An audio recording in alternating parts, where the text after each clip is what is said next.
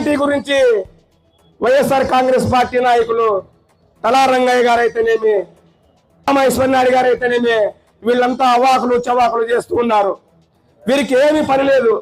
అంతా తెలుగుదేశం పార్టీ అధికారంలోకి వచ్చిన తర్వాత ప్రతి వర్గానికి న్యాయం చేస్తూ ఉంది. వీళ్ళకి పనే లేదు.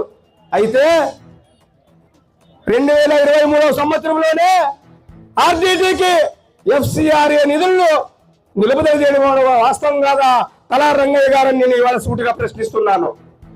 మరి ఎంతో ముందు చూపున్నటువంటి మన ఎమ్మెల్యే సార్ గారు 2024లో ఆగస్టు 20 తారీఖున గౌరవ హోంమంత్రి అమిత్ షా గారికి మరి భారత సర్కార్ వారికి HMP 3321-967 కోడ్ నెంబర్ 5 గారిది.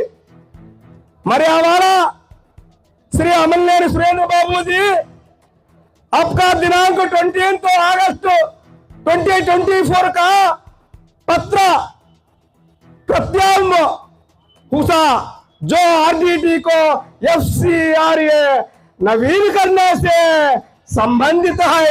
धन्यवाद साहित भाई. आपका अमित शाह श्री अमलनेनी सुरेंद्र बाबू सदस्य विधानसभा आंध्र प्रदेश ఉంటే తప్ప ఎంత ముందు చూపు ఉంటే తప్ప మరి నారా లోకేష్ గారి నాయకత్వంలో మరి ఎమ్మెల్యే సార్ గారు అమిత్ షా కేంద్ర మంత్రి గారితో మాట్లాడి మరి ఈ అనంతపురం జిల్లా వరకు జిల్లా ఈ జిల్లాను కాపాడాలని ఎంత ముందు చూపుతో మన ఎమ్మెల్యే సార్ గారు వెళ్ళారో ఈ కాపీ చూడండి.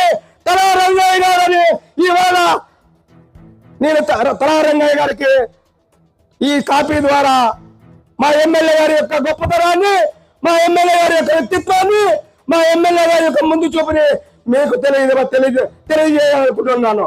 మరి అంతేకాదు నేను మాజీ డిప్యూటీ కొల్లాపురప్ప 10 మంది నాయకులతో కలిసి మేము ఆ DT ఆఫీస్కి వెళ్ళాము.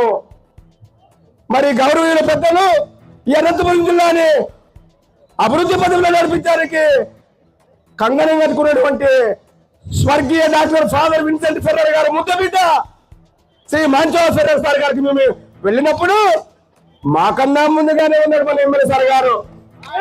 ఇది సత్యమండి. మేము కళ్ళారా చూసే వాస్తవ పరిస్థితి.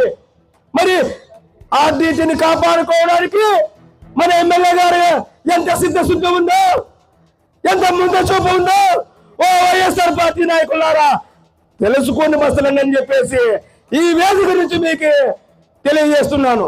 అంతేకాదు చేయలేనటువంటి పనిని మా ఎమ్మెల్యే సార్ గారు ఒక శాసనసభ్యుడిగా ఉండి కేంద్ర మంత్రితో మాట్లాడి ఈ అనంతపురం జిల్లాని అభివృద్ధి చేయాలి తప్పులు పడుతున్నటువంటి ఆ DT వారికి ఎంత వెన్ను